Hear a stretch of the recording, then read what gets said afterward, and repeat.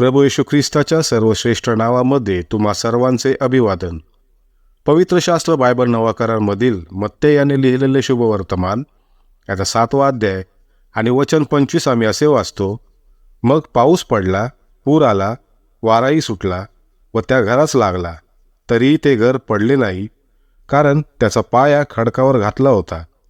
प्रभू येशू ख्रिस्त म्हणत आहे की जो कोणी त्याची वचने ऐकून त्याप्रमाणे वागतो तो एका सुज्ञ मनुष्यासारखा आहे, ज्याने आपले घर खडकावर बांधले आहे. जेव्हा पाऊस आला, पूर आला आणि वादळ सुटले आणि त्या घरावर धडकले, तरीही ते घर पडले नाही, कारण त्या घराचा पाया खडकावर बांधला होता. वादळ गुणात्मक समस्यांना दर्शवित आहे.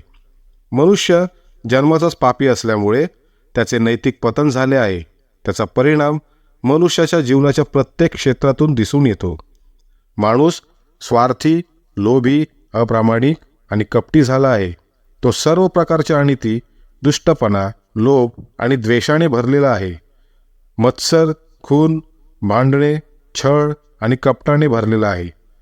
तो एक चुगली करणारा, निंदा करणारा, देवाचा द्वेष करणारा, इतरांचा अनादर करणारा, गर्विष्ठ, बढाई करणारा, वाईट गोष्टींना बनविणारा आणि आपल्या आईवडिलांची आज्ञा न मानणारा, मूर्ख, अविश्वासू, प्रेमहीन आणि क्रूर झाला आहे.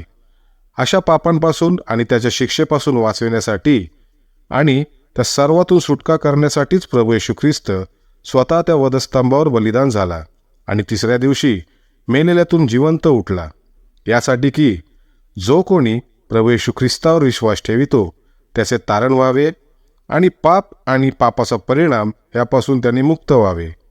तुम्हीही प्रभू येशू ख्रिस्तावर विश्वास ठेवून या सर्व गोष्टींपासून मुक्त व्हावे, हीच देवाजवळ तुमच्यासाठी आम्ही प्रार्थना करीतो.